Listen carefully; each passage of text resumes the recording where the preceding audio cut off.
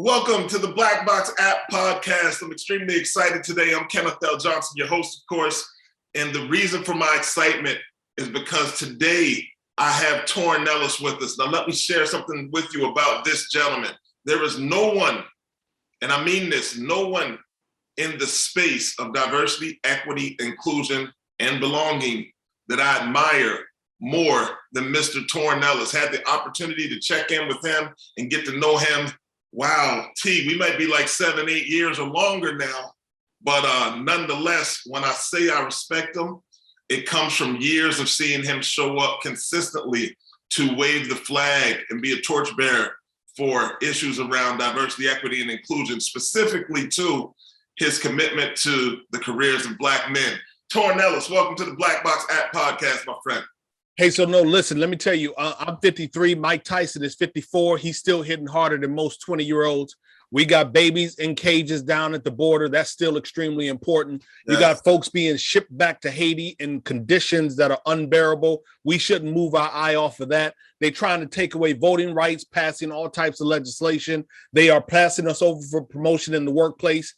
We got a lot to talk about. And I start with all of that because I show up as a human first, a Black man. I show up connected to humanity. And so let's have an incredible conversation. Man, I'm looking forward to an incredible conversation. If you don't mind, do me a favor, tell the people about Torin Ellis. Give them the overview.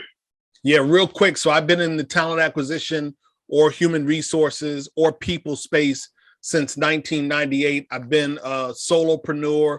I've been a multiple leaderpreneur, but bottom line is I've been committed to trying to make sure we put people inside of organizations. And for the better part of the last decade, I've been extremely focused on what we are doing around diversity, equity, inclusion, and belonging. So if you look for me across all of social media, you'll find me either consulting, coaching, or speaking.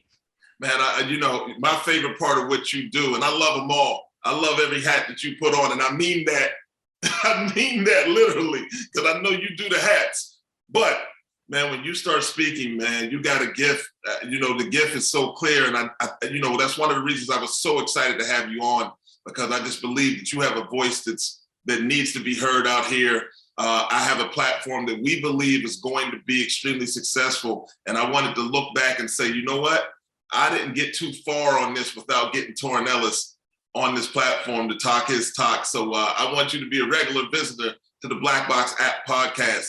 Torin, one of the things I love about you and your work is that, you're a recruiter. You were a recruiter by trade. You had your hands in the dirt doing the work. Yeah, absolutely. And I tell people that even today that I come to this work as a practitioner, and I'm not shunning the capacity or the capability of people that are academics or academicians. I'm not shunning those individuals who learned, if you will, read a couple of books, read some white papers and some blog posts. I'm not even shunning the individuals who decided they wanted to chase the ambulance of diversity and inclusion post George Floyd. What I'm suggesting is that I'm rooted in this. Like, I've built high performing teams. I've recruited people at $75,000, $100,000 a year. I've recruited executives at $1 million+ a year. I know how to curate conversations that are compelling. I know what it takes to move through that journey. So yes, I am a practitioner. You know what? Yeah, speaking of kind of moving through the journey, let's talk about this. So I know when I first approached you just about the idea of Black Box, and man, literally, I felt it in you. You kind of just closed everything out and said, Ken, I want to hear about it. I need to hear about this, brother. So with that being said, what's the importance? Like, tell us what we need to do to kind of support other Black men in this career journey. Yeah, I really feel like no matter where you are, you always have a need. There is always some degree of deficiency in your game. There's always a chink or potential chink in the armor that we need to fortify. None of us come to these conversations 1000% equipped. And so for some, it may be really around how do we set up communication?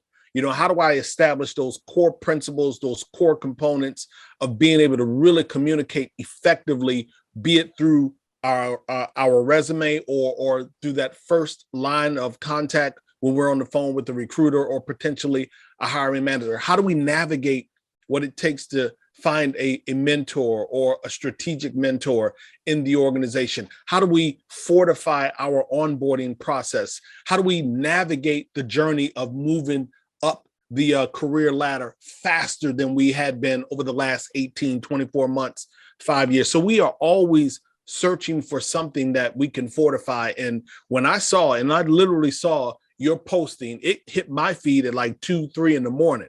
And I said, wait a minute, this cat is doing something. And I really do. I need to understand what it is. Like, I watch how you move. I see the logos that you are supporting. I recognize the relationships that you have in place. This was a game changer for me.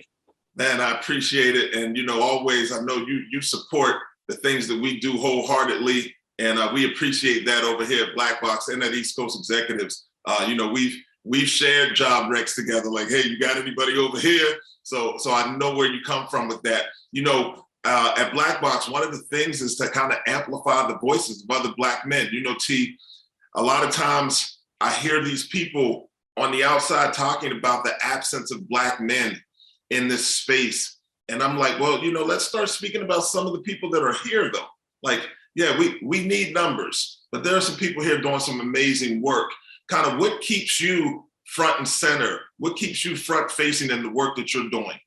Yeah, let me delay a response on that. I want to address on the voice, the absence of Black men real quick. Sure. And just in 30 seconds, I will tell you, it took 5 years for me to get on SiriusXM.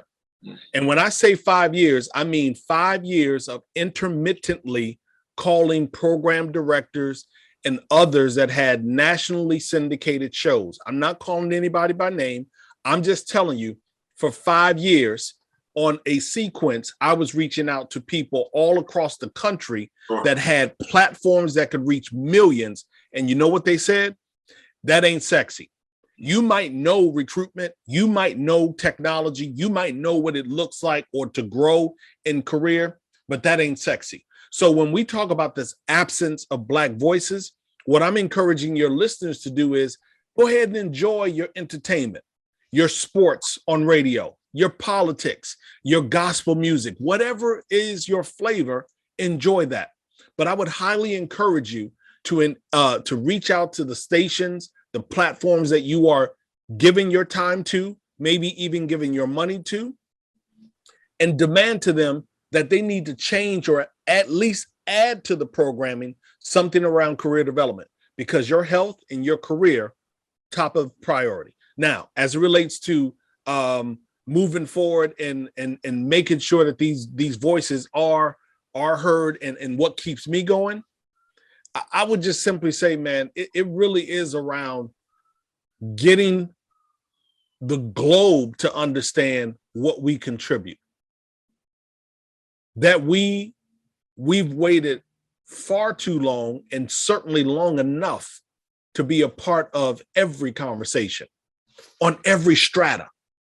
Like, we shouldn't be locked out of conversations just because people think that we're not capable. We should be in every conversation, in every strata, in every room, in every single industry. We should be there if we want to be there. And so that's what keeps me going, because there really is no frontier that does not require a need or a conversation around diversity, equity, inclusion, and belonging. Man, I love it. I love it. I did a conversation earlier in the week with Alfred Edmond Jr. from Black Enterprise. And it was kind of around something that we had spoke about last year at the BE Modern Black Men Excel conference, right? And it was, Black men, neither privileged nor protected, right? In this diversity and inclusion discussion. And we were just kind of going over it. And I was explaining to him, I said, what's interesting? When I came into the recruitment space, Torin, there were brothers bringing me in. Like, I worked for a Black man in Philly, and in that same building, there were like 2 or 3 other Black recruitment firms. And now I struggle even to find people in the space that I can speak to. That's one of the reasons I stay close to you, because you're somebody I can speak to about this. And, it's hard for me to say, I don't like to say, I feel like sometimes I'm out here by myself. But oftentimes I feel like I'm doing some of the heavy lifting, and I'm looking around the room, and God bless the sisters that are out here. I appreciate y'all. But, this platform is about Black men and kind of bringing some of us along as well. Yeah. And, we get too territorial, and that's why I mean, look at the love that you and I are expressing and sharing for one another, and the respect that we have for one another. And we operate in the same sandbox. Yes. And yet we've never approached it like there is a lack of opportunity, that one is infringing upon the other. I've had you on my platforms and vice versa before now, multiple times before now. And so what I feel is extremely important, and I share a bit of that concern with you. I've reached out to people that are in HR. I've reached out to Black and brown people that are in diversity and inclusion. I've attempted to partner with some of them. I've attempted to give some of them business, but there are individuals that look just like you and I that are reticent to collaborate, to rock with us and be supportive. And my hope is that, over time, those individuals continue to disappear from the space, and that we have more collegiality, we have more camaraderie, we have more rapport, we have more trust with one another, so that we can all get a bigger piece of what's out there. Because trust me, the little stuff that we fighting over, when I say little, it can be several $10,000 worth of a placement, or it can be $100,000 placement, or it can be a multiple six-figure contract. What we fighting over is pennies. We need to be having some really big conversations around the work that we do.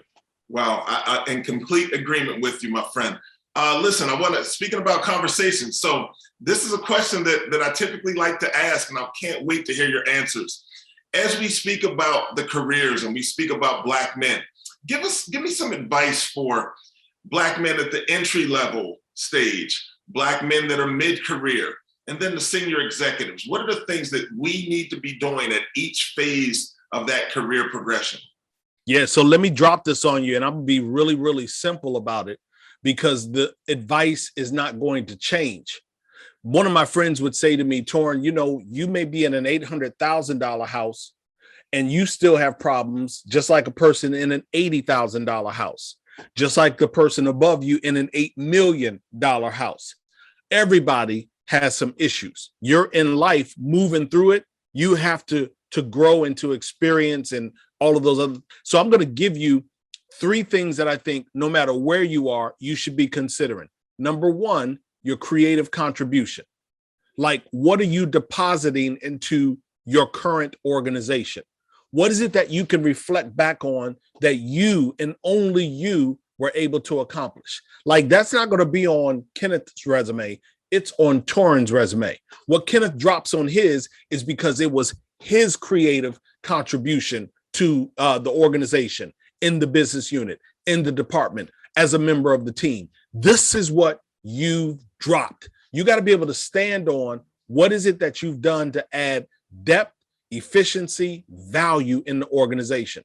Second thing that I would say is market intelligence. Now, you can dissect that in any way that you'd like, but I want people to be smart about their organization, their industry, their competitors.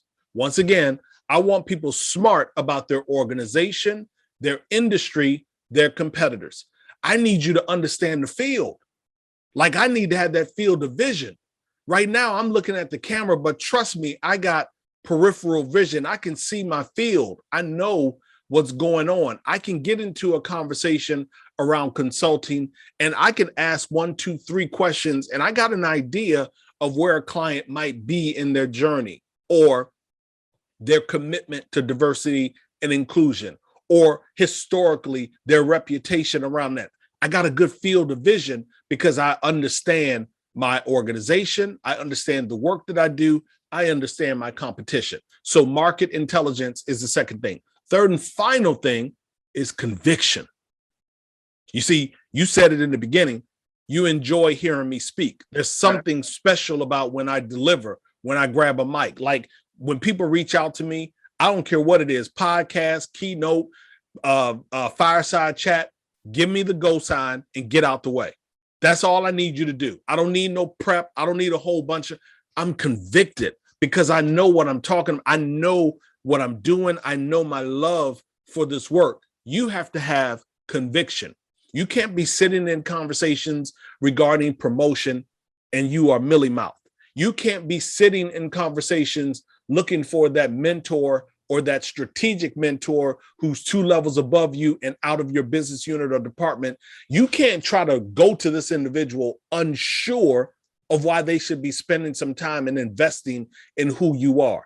You have to have conviction. When you are being passed over in an organization, you have to have professionalism and a convicted way of saying, why? I've done this. I understand all of this. Tell me why. And there's nothing wrong with asking why, but we are not operating with enough conviction. I think far too many of us are complacent. We're happy. And I don't want us to just be complacent and happy. I want us to be convicted. So give me your creative contribution, show me your market intelligence, and display a deep, deep, deep conviction for who you are and what you bring to the equation. Hey, Torin, so speaking of this conviction piece, like, let's stay here for a second. Is this a part of this imposter syndrome we start hearing about now? Like, it's a common term out here in the space. Is this what you're speaking of? Yeah, absolutely. It is that imposter syndrome. It is that person who doesn't feel empowered to speak up. It is that person struggling in an organization and they don't think that they have, as we say, psychological safety. They don't feel like they can bring their whole self to work. Now, I get it.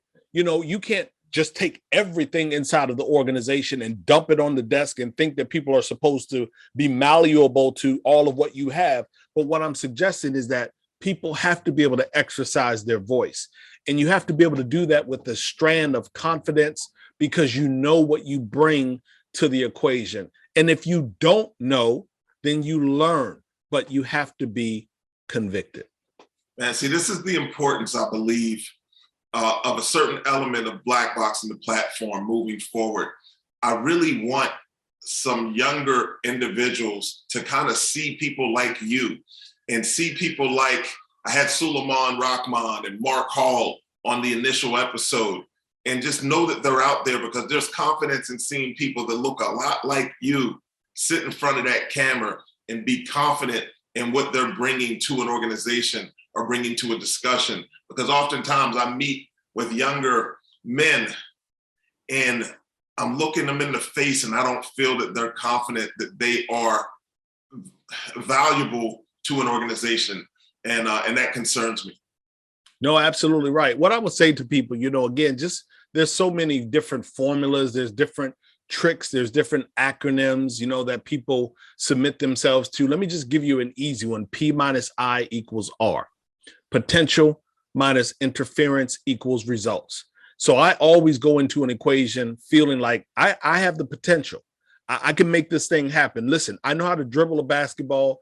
In no way am I going to get on the court and try to play for someone's team, but I can dribble a basketball. So I at least know that I can stand, even if it's on the perimeter, even if it's on the outside edges, I can at least stand on that particular court because I got a little bit of potential. Now, if I get the interference out of the way, maybe if I can get some of these client calls off, maybe if I can win the lottery and not have to necessarily chase new contracts, I can spend more time. I can invest more time because I've gotten some of the things that are interfering and I can up my game a little bit. I can move from the benches or the perimeter, the baseline, if you will, and I can move maybe towards the center of the court. And all I'm saying in this analogy is P minus I equals R. Focus on your potential. Try to exit or divorce yourself from the things that are interfering, keeping you from moving so that you can see a different result. The best in the business, man. Torin Ellis, listen, I want you to share with the audience how they can stay connected to you and your work.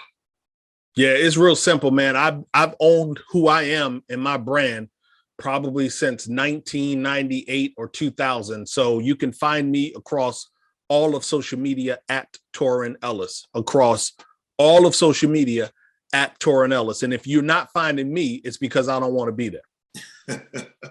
I love it. Listen, and now you'll be able to find them here, the Black Box app podcast. Mr. Torin Ellis, we really appreciate you, my friend. And I say that in all sincerity, when I call you a friend, man, I'm so proud of you and your accomplishments. But more importantly, I just admire the way that you move. I see that chessboard in the back. You playing chess out here, bro. Thank you so very much. Thanks, bro. I appreciate you, man. All right. Take care. I'll talk to you.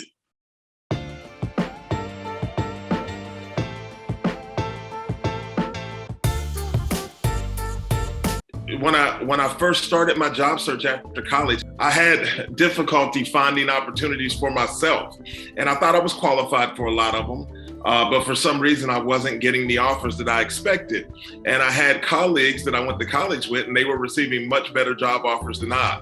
So I think sometimes some of those colleagues were networked in, and these are non-diverse colleagues, but they were networked through someone that was able to connect them with an employment partner.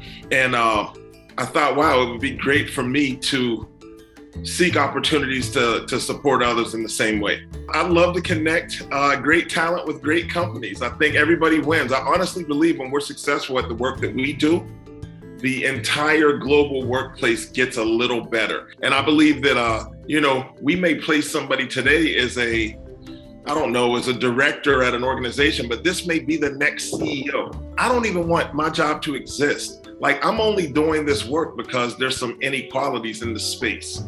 So hopefully we get to a point where it's no longer necessary to have a diversity recruiter supporting you, because companies are already doing a good job of bringing in diverse talent, and they've opened up the talent acquisition pools and allowed everyone to participate in this great economy that we can have. If we get to a point where the numbers look really good and people feel like they are being valued for the differences that they bring into an organization in our workplace, wow, I'm going to sit and smile and hopefully lay on the beach or sit on the beach and say, you know what, this is it. They helped me eliminate my job. We're great. Hi, my name is Kenneth L. Johnson, president of the Harlem, New York-based diversity recruitment firm East Coast Executives and founder of blkbox.tech. We've partnered with the Burst Network to bring you the Blackbox app podcast. We believe that this podcast, along with the Blackbox app, will serve as your sole source as a portal for the development of the careers of Black men. Please join us on the Burst Network for the Blackbox app podcast, coming soon.